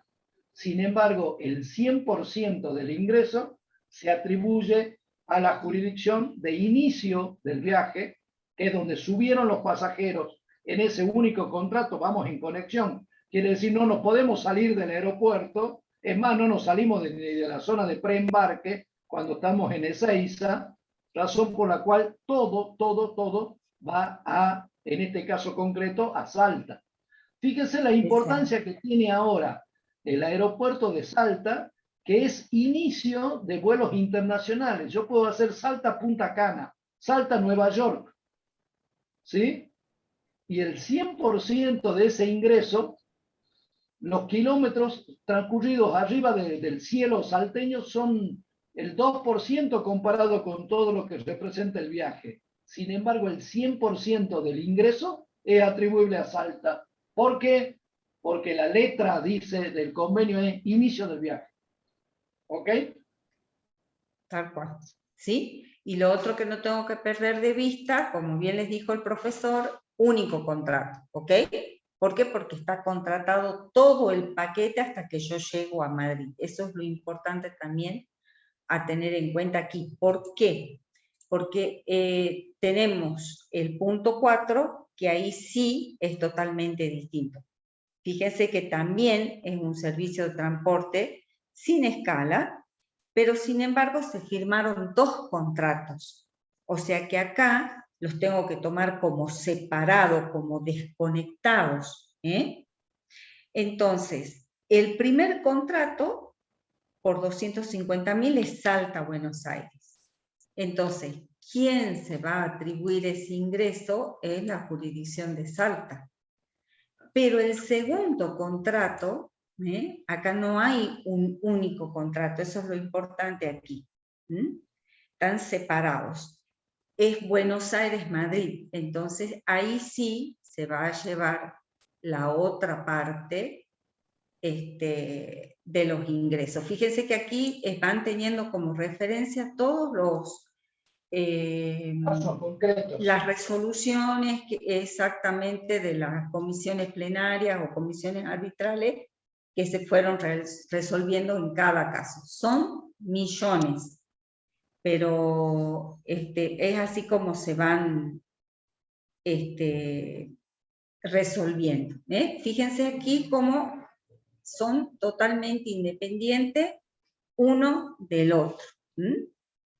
Puede ser incluso con la misma empresa, pero si son contratos diferentes, por ejemplo, saco un pasaje Salta a Buenos Aires y saco otro Buenos Aires-Madrid. El primer pasaje, la base es Salta. El segundo pasaje, la base es Buenos Aires.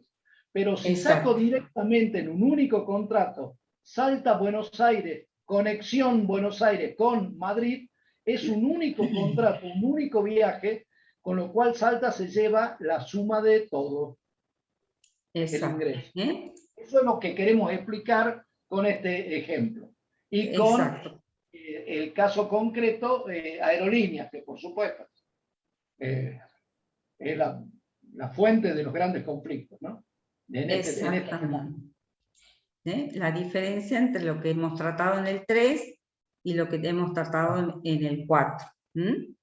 Prospera como una segmentación, al haber contratos independientes, de la atribución de esos ingresos. Eso es lo importante que tengan aquí en cuenta. Fíjense lo que sucede en el punto 5. Hay también un servicio de transporte con escala de 650.000, único contrato, pero es desde Madrid a Buenos Aires y de Buenos Aires a Salta. Prospera el tema de que el origen del viaje es en el exterior, y como estamos hablando de un impuesto que afecta a las jurisdicciones de Argentina, no habría, es un contrato del exterior, no habría ninguna afectación a ninguna jurisdicción de la Argentina. Es un ingreso atribuible directamente al exterior, con las salvedades que recién vieron de Crucero del Norte y Sauer con respecto a la jurisdicción de Misiones, que sí o sí se quiere atribuir parte de esos ingresos cuando entran a su propia jurisdicción. ¿Sí? Eso no pierdan de vista. Y el punto 6 nos dice que hay un servicio de transporte con escala, y ahí también tenemos un contrato que va desde Madrid a Buenos Aires pero hay otro contrato que sería entonces muy similar o idéntico, diríamos, al 4, nada más que están viniendo desde el exterior, pero hay una parte que sí afecta a la parte argentina. Entonces, por los 400.000 es igual que el caso anterior, de los 650.000. Pero por los 200... Perdón. ¿Por qué? Sí. ¿Por qué? Porque estamos considerando el origen que es en el exterior. En el exterior. Eso es lo que queremos marcar. Claro, fuera del país. No corresponde atribuir a ninguna jurisdicción. Sin embargo, como hay dos contratos que son totalmente independientes, están separados, por el viaje que se hace de Buenos Aires a Salta, sí voy a tener atribución a la jurisdicción de, en este caso, Buenos Aires. Con lo cual, de los 2.900.000 que tengo de ingresos en el mes de septiembre, también no tengo que perder de vista de que trabajo mes a mes. El mes de septiembre tengo la atribución a los de 800.000 a Salta, 900.000 a Buenos Aires y 150.000 a Tucumán. Y este 1.050.000 es del exterior, ¿ok? Entonces con eso cumplo con lo que me pide que distribuya nada más las bases imponibles aplicando las normas del convenio multilateral. Entonces hago la distribución y estoy designando a cada jurisdicción, que es lo que le corresponde. A ver, creo que ahí hay una preguntita. No sé a qué se refiere, René. ¿Estaría mal decir que la carga de combustible es un servicio accesorio? No habría un servicio porque lo que estoy realizando allí es un gasto en una jurisdicción que estoy de paso, ¿no? No estaría entendiendo bien qué es lo que querés preguntar, René. Déjame que haga psicología didáctica. El alumno pregunta qué tratamiento correspondería a ese concepto. Si se ha parado en Córdoba y en Córdoba se ha hecho gastos, pero no es el origen del viaje, sino que técnicamente se denomina jurisdicción de mero tránsito o jurisdicción de paso también, el hecho de que, lo dijiste vos, el hecho de que se realice gastos implica un sustento territorial, pero que deliberadamente los signatarios del convenio han dejado de lado en aras del principio subyacente del convenio multilateral, que es la simplicidad. ¿Hay actividad en Córdoba? Claro que hay actividad en Córdoba. Fíjate que nada menos que atender el avión, cargarle combustible. Hay actividad costosa, específica, peligrosa. Hay actividad. Sin embargo, en aras de la simplicidad y en contra del pregonado principio de la justicia, lo que en este caso los signatarios dejaron de lado y solamente en esta actividad se atribuye el 100% de los ingresos a la jurisdicción única del origen físico del viaje, ya sea que sea de pasajeros o sea de cargas. ¿Ok? Sí. Patricia, te pregunto como Guido Kafka, ¿qué tenés que hacer mañana? No, mañana nos vemos a las 18. Estás invitada, muchas gracias. Bueno. Chao, buenas noches. No, y lo último, y cortamos, lo último, está muy buena la pregunta de René, dice, bueno, me leyó la mente el profesor, dice. Son años. Lo que sí me tengo que situar que estoy en el artículo 9, y si tengo esa actividad genuina de transporte, sí o sí me tengo que guiar por el origen del viaje, independientemente de todo lo otro que tenga, ¿ok? La simplicidad. Profesor. Bueno, mañana los esperamos a las 18. A las 18, cuidado, ¿eh? A Por las este 18 mismo canal. terminamos con esta misma dupla. Sí. Muchas Chao, gracias. chao. Técnico. Que anden lindo, hasta mañana.